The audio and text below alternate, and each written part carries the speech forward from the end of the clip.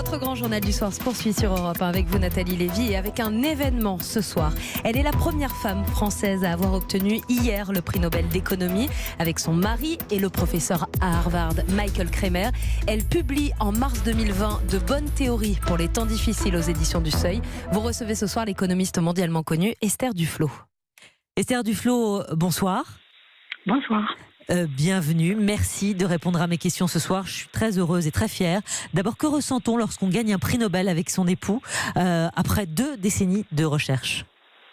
D'abord, une complète incrédulité, puisque c'était vraiment pas dans notre perspective qu'on pourrait avoir un prix Nobel là, maintenant. Et puis ensuite, quand on commence à s'en rendre compte un peu mieux que c'est réel, une grande joie et une grande humilité, parce que finalement c'est pas juste notre travail à nous et celui de Michael Kremer qui est récompensé, mais c'est celui de tout un mouvement qu'on a la chance de représenter, peut-être parce qu'on était au bon endroit au bon moment pour contribuer un petit peu à le lancer et à le faire grandir. Pour les auditeurs qui nous rejoignent, en quelques mots, est-ce que vous pouvez nous résumer les travaux pour lesquels vous avez reçu ce Nobel ? Alors, ce sont des travaux sur la lutte contre la pauvreté, et en particulier notre approche expérimentale de la lutte contre la pauvreté.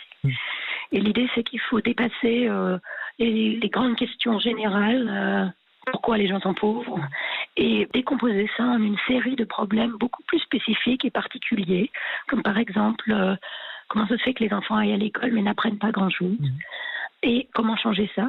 Et une fois qu'on a ces problèmes spécifiques et particuliers, essayer d'adopter une approche scientifique pour y répondre. Et en particulier, de tester les solutions avec une méthode expérimentale qui ressemble à celle des essais cliniques pour des nouveaux médicaments de laboratoire. Avec notamment cet échantillonnage aléatoire pour trouver des pistes contre la pauvreté. Comment vous est venue l'idée d'évaluation par cette méthode ?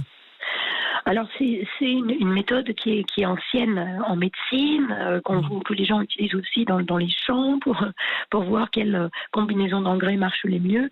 Et en fait, c'est quelque chose que Michael Kremer a fait le premier, quand moi j'étais encore étudiante, d'essayer d'aller. Il avait passé quelques années au Kenya et il est revenu au Kenya et a mis en place cette première expérience aléatoire pour évaluer l'effet de donner des manuels scolaires dans les écoles. Où il a pris, c'était 14 écoles, il en a choisi 7 au hasard, où ils ont donné des manuels scolaires, et 7 où ils n'en ont pas donné, et ensuite ils ont regardé les différences. Et ça, c'était la première fois que ça a été adapté.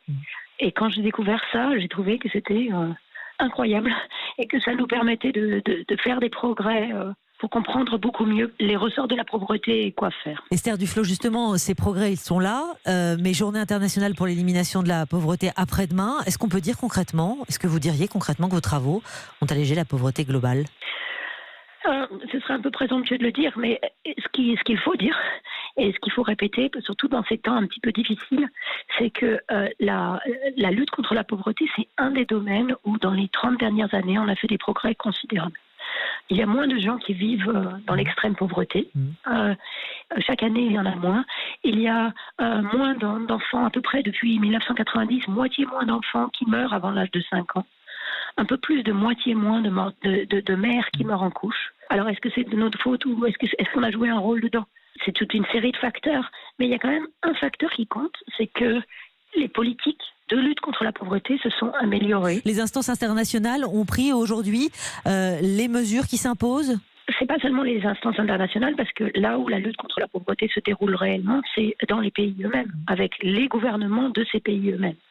Et ce qui est impressionnant sur les 10 ou 20 dernières années, c'est une prise de conscience progressive de l'importance de ces problèmes sociaux et du fait qu'il faut être rigoureux dans la mise en place des politiques et dans leur évaluation. Et je pense que ça a permis de jouer un rôle dans le progrès de la vie des pauvres. Esther Duflo, 5 questions chrono maintenant, si vous le voulez bien, pour mieux vous connaître et mieux comprendre pourquoi vous en êtes arrivé là. Vous êtes né de parents français, formé dans les filières françaises d'élite, mais vous le dites, le MIT de Boston vous a donné un terrain de jeu extraordinaire. Êtes-vous plus américaine que française désormais ? Non, plus française qu'américaine. Pourquoi ? On ne se défait jamais de sa culture française, de l'amour du fromage et d'un certain esprit critique. Prix Nobel d'économie aujourd'hui, mais un nom dans les milieux académiques depuis longtemps déjà. Comment vos congénères masculins s'adressent à vous ? Poliment, ce qu'ils ne font pas toujours avec les autres jeunes femmes. mais je sais répondre quand on me pose des questions agressives. Donc il y a cette agressivité, elle existe, y compris dans vos milieux. Oui, oui. Le milieu économique est un milieu très agressif. Et ça contribue, à mon avis, au fait qu'il y ait peu de femmes en économie, et il faut que ça change. Alors justement, la question qui va avec, c'est que vous êtes seulement la deuxième femme à recevoir ce Nobel, et la plus jeune. C'est important pour vous, évidemment, mais pourquoi elles sont si peu nombreuses ? Elles sont peu nombreuses à tous les étages. Il y a moins de jeunes étudiantes qui choisissent de faire de l'économie. Il y en a moins qui continuent en thèse. Il y en a moins qui deviennent professeurs. Il y en a moins qui ont des prix. Pourquoi c'est comme ça ? Dans une certaine mesure, à cause de la culture agressive dont on parlait. Dans une autre mesure, parce que beaucoup de jeunes filles se disent que l'économie, ça ne les intéresse pas. Esther Duflo, on vous décrit comme un esprit original avec votre Nobel de Marie, Abhijit Banerjee. Comment se fait le partage des tâches une fois que vous êtes à domicile, si j'ose dire ? Abhijit fait toute la cuisine et les courses et réfléchit à qu'est-ce qu'on va manger. Je m'occupe d'emmener les enfants chez le pédiatre et de s'assurer que leurs activités extrascolaires soient organisées. Et vous avez conseillé, pour conclure, Barack Obama, si vous deviez le qualifier en 3 adjectifs ? Grand, intelligent et peut-être trop prudent. Trop prudent, c'est intéressant, on n'a pas le temps de développer, mais en un mot, ça veut dire quoi ?